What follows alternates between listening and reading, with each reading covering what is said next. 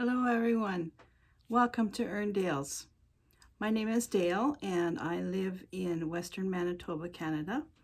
And it's been a while since I've done a vlog or any kind of video. And I'm really sorry about that. It's been kind of a busy time here for me and my husband too. Anyway, I thought I would come on and do a quick little video, which won't be quick because my videos are never quick. And I thought I would just talk to you about what I've been up to. Before I get started on all that, I just want to say that in I think one of my last videos, I had said that I might do some Vlogmas or some Advent videos, and I really intended to do that, but time got away on me and I didn't get prepared, and I don't know, I still don't feel like I can do the kind of quality of a video for that kind of an event with my phone, and that's all I have to use to record at the moment. So anyway, I scrapped that idea. I might still tag on a little bit of video on the end of this of my Christmas tree and things like that, but I don't think I'm going to do a Advent or Vlogmas. Well, it's too late for Vlogmas anyway. We're already on the 8th of December. Can you believe that already? Oh my gosh, where's this time gone? Anyway, hope everybody is staying healthy and well, and I suppose everybody's busy getting things ready for Christmas if you celebrate Christmas. Here in Manitoba, we've had really kind of odd weather for us. It's been warm, and as in warm, I mean 7 degrees Celsius. And then, you know, we'll have a couple of days of fairly nice warm temperatures like that for us. And then it'll plummet down to minus 25 degrees Celsius and then back up to 7 degrees Celsius. It's just really weird. So we've had a lot of ice. We don't have a lot of snow, but we do have a lot of ice because I think, you know, there's melting going on when it's warmer, and then it gets cold and everything freezes. So it's been not what I would consider our true winter here. We usually start to get some pretty good cold weather in December, and that runs, our coldest part of the winter usually is in beginning of January. Around New Year's is when we usually get a very cold snap. But so far this has been a very warm start to the winter season, and not much snow, which isn't very good, because when it does get down to, you know, minus 25 Celsius, minus 30, we even get to minus 40 sometimes, and there's no snow cover, that's very hard on any kind of plants that are out there, trees and shrubs and things like that. So we really do need a nice blanket of snow, which we so far have not had. Anyway, I've been very busy knitting. Oh my gosh, I set myself out a task that I was going to knit everybody on my list a pair of socks. And I pretty much have done that, but I've also added gloves onto this now. I found a pattern for gloves, and I'm actually really enjoying gloves. I've never made gloves before. I always, if I was making something for hands, was always mittens, because personally I prefer mittens, especially where we are. Mittens are much warmer on your hand than a pair of gloves. But for in a car driving, like my husband always complains that he won't wear mittens because he doesn't like the feel of a mitten when you're trying to drive. He likes the gloves better. So for purposes of, you know, if you're just going in and out of a car, you know, you're going shopping or whatever, gloves are much nicer. But if you're going outside and you're going to be out walking, or, you know, feeding the birds or shoveling snow, you want mitts, you don't want gloves. So I have found two really good glove patterns. One, I didn't bring the book here. One is an old pattern from World War II. I think it was my mom's pattern, or somebody gave it to me anyway, and that's the one I'm using to knit men's gloves, and it's a beautiful pattern, very easy. And then the women's gloves, I've found, well, I'll show you. It's a Patons little book, and it's got gloves and mitts. It's fairly old too. I think this is probably from the 70s, but it has quite a few different glove patterns, and this is the glove here that well, it's the pattern that I'm using. I did one glove this way and I messed it up so bad that I frogged it. But I am using this pattern to make just a basic glove. So here's one I've almost finished. This is a woman's glove. Go this way. And this one, I'm just making it out of acrylic because I'm using up some acrylic that I had from another project. I just have to put the thumb on this one. And I'm almost, well, I've got 2 fingers and a thumb to do on the match. But my problem is I have a very small amount of yarn. So what I'm trying to do is get the fingers on, and hopefully I'll have enough to finish both these. If not, I'm not quite sure what I'm going to do. I'm not going to frog them. I might just put a thumb of a different color. There you go, a thumb of a different color. Anyway, yeah, so I'm using this pattern here. I don't know. There's, yeah, here we go. It's this one here. And as it turns out, the cast on for this women's glove and the men's glove out of the World War II pattern is exactly the same. You make the whole thing exactly the same until you get to the fingers, and it's just a finger length. No, pardon me, that's not true. The men's has a longer cuff and a longer, this part, you know, between the thumb and the hand itself, a little bit, maybe 8 more rows. But other than that, and the length of the fingers, they're identical patterns. So I didn't realize that until I had actually started using this one, that they were so close. So that's gloves, and I made, I think I'm on, this is the 7th pair of gloves that I'm finishing. And then I have one more here that I'm working on. This is the men's pattern. See, it has a longer, I actually quite like this longer cuff. I think that's really nice because you could tuck it up underneath your sleeve, you know, in your parka or whatever. But I have this one to do. I've just got this glove and one more to do. And then I'm finished with I'm done with all the socks. They're gone. Then I'm finished with the gloves. So in total, I made 9 pairs of socks, and this will be the 7th pair of gloves. And I made, where is it?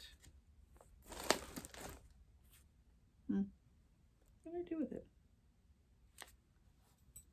I don't know. I made a nice little hat, a reindeer hat. I could have sworn I brought it here.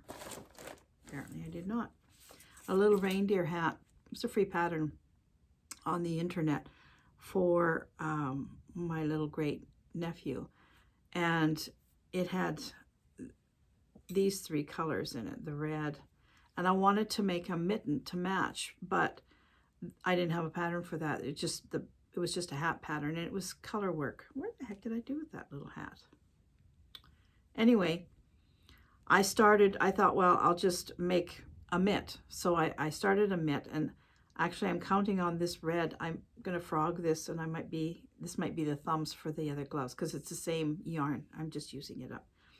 So I decided to design a little mitt. So I made a little mitt, and I didn't do this part in color work. I tried, but I found that working in the round in such a small little thing like this, I tend to do my crossovers very tightly. And so trying to do color work on this tiny little round piece going around and around, I was really pulling this whole glove in so small. So I did a little bit here at the bottom, and I did a little bit here at the top. But this part here, I just top stitched it, like embroidered it after the fact. And I have to find that hat because this matches the hat perfectly, actually. And I didn't have a pattern. I just did a typical mitt. But I had done this little one, and it turned out so cute. I love the colors. And I thought, you know, it looks so small. I actually haven't seen the little guy. I've only seen him on video, uh, you know, since he's been growing. And when I do see him, he really loves his dad's guitars, and he's always doing this on the guitar. And I thought, gee, you know, that almost looks too small. And so I had them measure his hand, and for sure it was too small. So this will be frogged. So that's what I've been doing for the last month. I've just been concentrating on getting all these knitting projects done. And once I'm finished these 2 mittens, or this 1 mitten and these 2 pairs of gloves, I still have a hat to do, and then I'm all finished with my Christmas knitting. Everything that I had set out to make for gifts, I have done. And good thing too, because I've already mailed off 3 parcels and I have 4 to go. So I'm hoping that I can get them out of here by the end of this week, because you know, some of them are going a distance, and it's getting on close to Christmas and things might not get there on time. So I'm almost done, and I'm very happy about that, because quite frankly, I'm getting a little tired of gloves and mittens. So I have decided, though, I was going to just put my needles away and do something totally different, maybe some cross stitch or something like that. And I thought, you know, I've really enjoyed knitting, and I'd like to make another one of these sweaters. I just love this sweater. I wear it all the time, and it's such an easy knit. It's just a plain sweater. It's nothing fancy, but and I think I will get some yarn and maybe start another one after Christmas. But I don't know if you watched me for a while. Last winter, was that last winter or was that 2 winters ago? I don't know. I subscribed to Annie's Knit Afghan Block of the Month Club, and so every month I would get a pack with some yarn like this. Just a minute, I'll put this back in here. With some yarn, with 2 balls of yarn and a pattern. And what I chose to do was the Stitch Sampler Afghan, this one here. So every month for, I think it was for 13 or 14 months, no, 12 months or something, I would get a different color and the instructions to make 3 of the blocks, and every block is different. I don't know if you can see that. That's kind of a little bit, there we go, maybe that's better.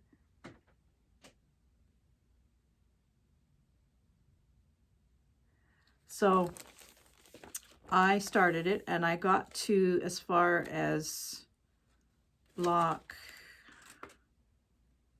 1, 2, 3, 4, 5. 1, 2, 3, 4, 5, 6. So there's 30 blocks for this Afghan, and I have finished 15, so I'm halfway through. So now I'm going to start on block 16, 17, and 18 in this color.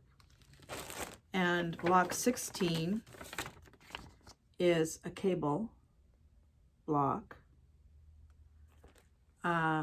17 is, I'm looking forward to 17. It's a little lacy stitched one. And 18 is sort of a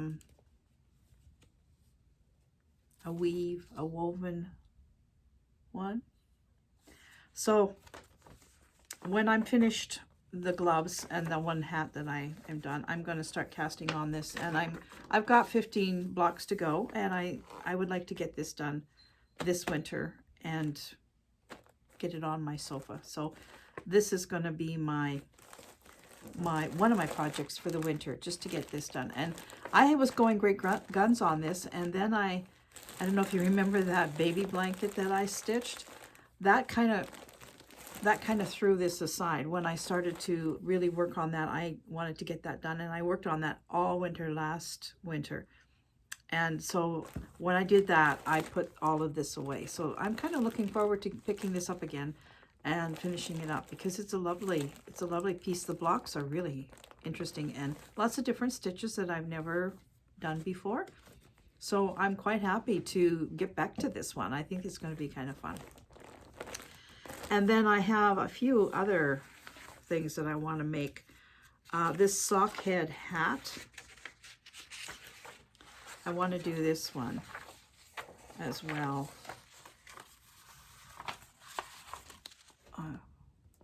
It's a slouchy hat. Somebody else, I can't remember who had it on there, who had it, who was showing it, they had made it. But it's Sock Head Hat by Kelly McClure. I can't remember if it was a free pattern or, no, I think it was a purchase pattern off of Ravelry. So I'm not quite sure what I'm going to do it in yet. It's made in sock yarn, so it's quite thin for here. You know, in our climate, something like this would be worn maybe in the fall and in the spring, not so much in the winter time. But I'm going to make it anyway. I have the worst problem keeping a hat on my head. I don't know what it is, but any hat I make, even if I make it really big or tight, they slide right off. I don't know why, but I'm hoping that this will be a better fit for my head. And then I've been watching Iron Carlos, and I just love those two guys. But I saw on their website this pattern for their little horse. And I just thought it was so cute. And I have so much sock yarn pieces left over, as you can imagine, from knitting 9 different colors and styles of socks. I've got all kinds of little tiny balls. So I'm going to start after Christmas making some of these horses. And there's lots of little kids that I can give them to. So those are my immediate plans for, you know, maybe starting this through Christmas or after Christmas. But I have to tell you a story. What I really want to do is some quilting. I inherited my mom's sewing machine. She passed away in 1984, and I got her machine. And my mom was a seamstress, and she sewed professionally, and her machine was purchased, I would think, early 1970s, and it was Elna, a high-end Elna. And that machine went every day, and sometimes all day long. Anyway, when I got the machine, at the time that I got it, I wasn't really doing any sewing. I had a young family. I was working full-time in the hospital, and, you know, life was busy, and I just sewing wasn't the thing that I was into. But at one point, I must have decided I needed to sew something, and I got the machine out, set it up, and it was making a really funny noise, and it wasn't really sewing properly. So I thought, well, you know, the machine had been sitting in its case for quite a while. I'll just take it in and get it serviced. Well, it turned out that there was a gear broken. So I paid the money, and I got it all fixed up. And then I pretty much put it back in the case and didn't do anything with it. And it wasn't until, I don't know, maybe 10 years ago, I decided that I wanted to do some sewing, and so I started using it. And the funny thing is about that machine is that machine and I have always had a love-hate relationship. When my mom used it, she was very territorial about her machine, and rightly so. I mean, it was her business, so she didn't want some greenhorn getting on there and messing things up for her. But I never seemed to be able to manage that machine for whatever reason. I don't remember why, but I was always kind of intimidated by it. Maybe that was what it was. Anyway, I got the machine out like around 10 years ago, and I started sewing, and that love-hate relationship came woof, right up to the top again. And I started to hate it because I couldn't seem to, I was always having bobbin problems, my thread was jamming, and I really had no patience to kind of slow down and get to know the machine. I just wanted to sew something, and it wasn't working, and I got fed up. And it wasn't until 6 years ago when we moved out here that I was retired, and I had time So I got the machine out and I started working with it, and I fell in love with it because it is such a great sewing machine. And I've been sewing on that machine for a long time. And about a year ago, it quit. It just, I was sewing and it just stopped. And no matter what I tried, I couldn't get it to go. So I had another machine that I had bought from my aunt. And I don't mean to trash any brand of machine, but it is a piece of junk, really. It's not the Elna. It doesn't have, it's very, the stitches are not, the Elna, you could get these tiny, tiny little stitches, and I was doing a lot of applique, and I love that because you could hide all your applique so well with this thing. Anyway, I've been left with this Kenmore piece of junk that I always call it, but it does sew, and I mean, that's what I've been using for the last year. Well, a few weeks, I guess about a month ago now, I saw online that Elna was having a big sale on their machines. And I thought, well, I still have my mom's machine, but I know it's going to take several $100s to fix it. I'm pretty sure, if it can even be fixed. So I thought, instead of maybe putting, a couple $100s into an old machine, why don't I just buy a new Elna? Put the 200 or 300, whatever it's going to cost, into that machine and add to it and get myself a machine. So I found one that wasn't high-end, because I'm 66 years old, and I'm thinking that for the amount of sewing that I do, even though I want to do more, I can't really justify buying a high-end machine. And I don't have a daughter, I don't have a granddaughter to leave a machine to. So really, for my needs, I think just not the lowest of the low, but maybe 3 steps up from the lowest would be fine for me. So I chose one that it was computerized, and it had 30 built-in stitches, and I thought that would be perfect for what I do. And I ordered this machine. And when I ordered it online, because we don't have a physical quilting place that sells machines anywhere near here. When I ordered it, at checkout, it said that the machine, it would be free shipping, and that the machine would be delivered within 2 to 3 days, which I didn't find odd because the place that I ordered it from was only 3 hours away. So I thought, okay, that's probably true. So I waited 3 days, and I was getting super excited about getting this new Elna. I was so pumped. I thought, oh, this finally, and the other thing is, I've never ever had a brand new machine myself. I've always had somebody else's hand-me-down machine. And I thought, maybe it's about time I purchased a machine for myself. Brand new, it'll be all mine, and I'll love it. So I waited the 2 or 3 days. It was 2 days, but I waited 3 days for sure, and nothing. And I actually hadn't even gotten when you order something online, you get a message saying, your order has been shipped, or I got nothing like that. So I waited another, I think it was about 5 days, and I finally thought, okay, there's something. I still haven't received that your order has been shipped email. So I emailed, and I explained everything, and nothing. No response. The next day, emailed again, no response. So I tried to phone, and I got a message saying, leave a message. And then I got another message saying, the mailbox is full. So I'm starting to get a little panicky because I've paid for this machine in full now. And it's been almost a week, and I haven't even heard that it's been shipped. I can't contact, nobody's responding to my emails, and I can't contact anybody by phone. So I'm thinking, oh, what did I do? And this was from a quilt shop.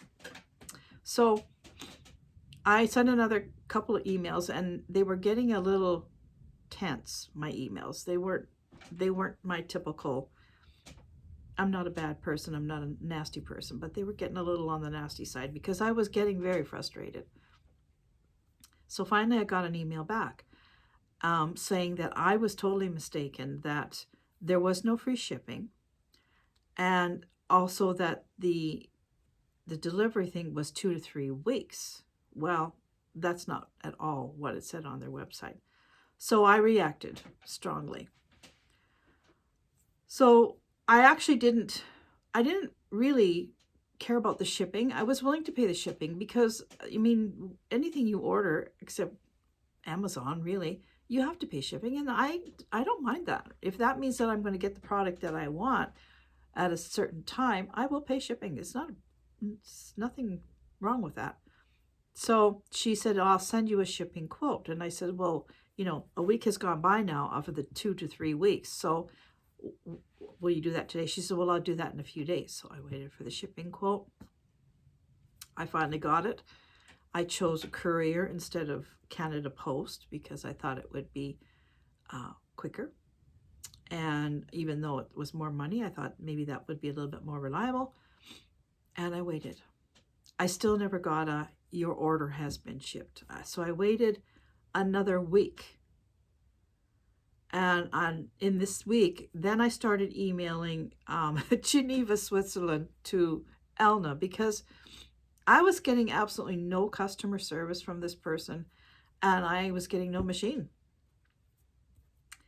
Close to the 3 weeks, finally, the doorbell rang, and there was my machine. And I still had not been informed if it had been sent. So I was really angry by this time.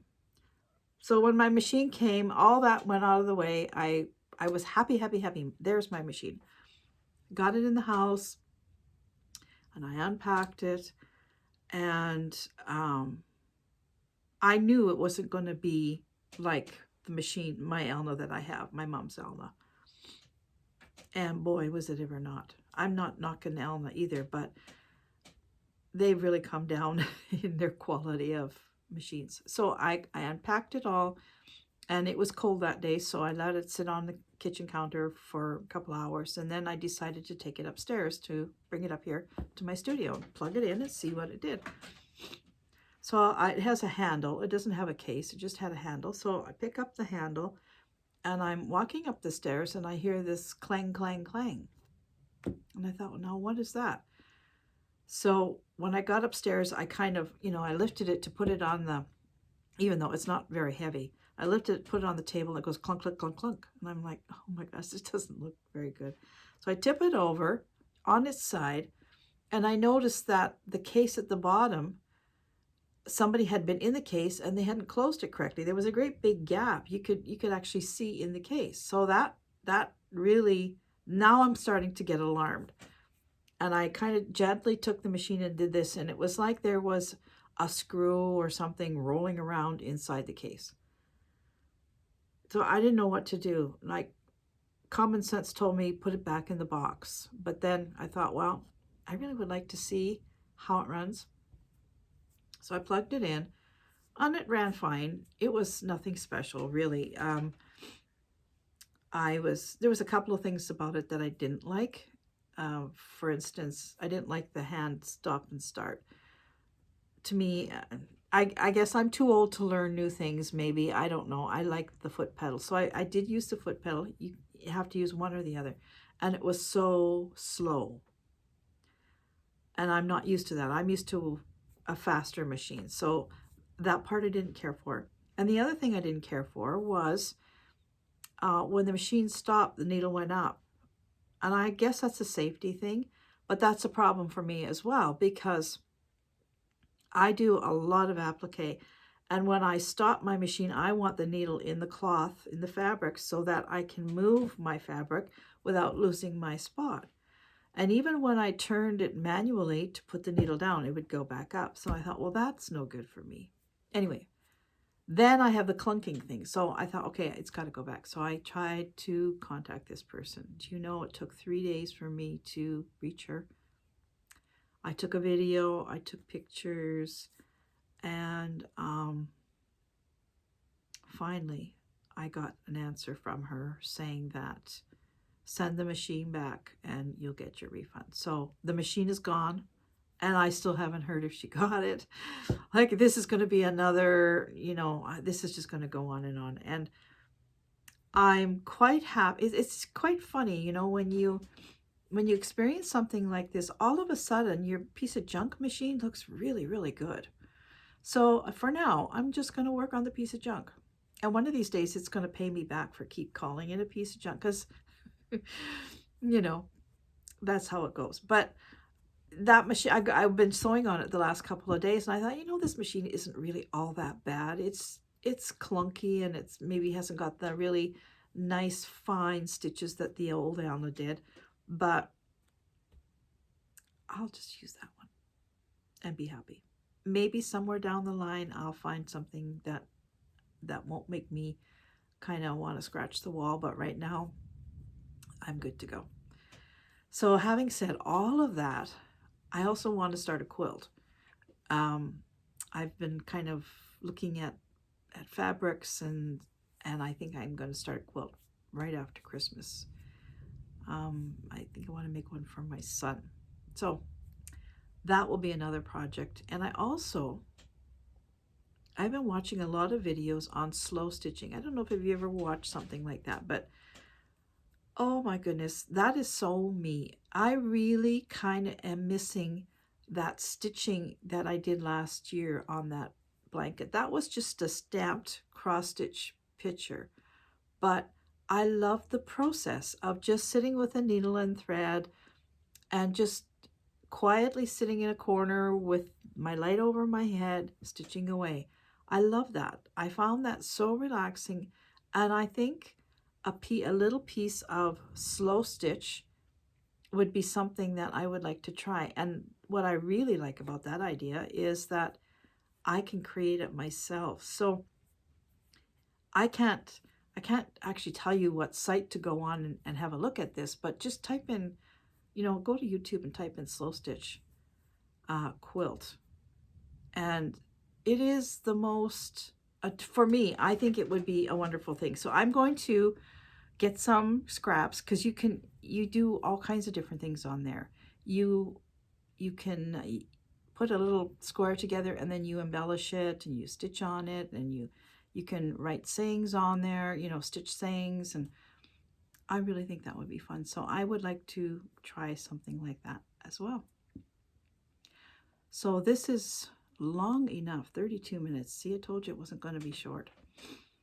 It's a catch-up, and I think that I've yammered on long enough. My story was a little bit too long, but I'm sure most of you would know my frustration with that sewing machine, and I'm over it now. It's fine. I'm just still waiting for my money back, which I think I'm going to have to just keep bugging every day. She's going to have to get an email from me, but hopefully I will get my full refund. And lesson learned. I don't think I'll ever order something that big over the internet again, even though, I'm 3 hours away from there. I could go into the city and do that, but I'm not really fond of winter driving that far. And the other thing is, my piece of junk is working quite well, so I will just stick with that for now, and I'll try to be much nicer to it from now on and have a little bit more respect for it. And hopefully I won't be left without a machine. And I don't know quite what. Oh, and now, one more little thing. My husband decided to get the old Alma out, and we got it running. But it's not running well, and there's still something really wrong with it. But it is running very, very slow. And I kind of want to take it in somewhere and just see what, have somebody that knows what they're doing look at it and see if it can be fixed, and if it's not a whole ton of money, I might just get that one fixed as well, because that is a beautiful running machine. It does embroidery and everything. It's a great old machine. And the thing is I think it's almost 50 years old, but it's quiet. Even now when it's not working so well, I run it and you can hardly hear it where the piece of junk, you can hear it in the basement, and I'm on the second floor. So, difference in quality really does make a difference in your product that you're producing as well. Okay, I'm going to be quiet now, and I'm going to end this. I'm going to go downstairs and take a little video of my Christmas tree with all my homemade eggs on there. And if I don't put it on this one, I'll make another video. Maybe I'll just do a separate video, because then I can explain some of those eggs on there. That's what I'll do. What I will do now, though, is tend to this mess behind me. I have to clean. So, bye for now. Take care, everyone. Thanks for coming along and listening to my yammering. And hopefully I'll see you again pretty soon. Bye for now.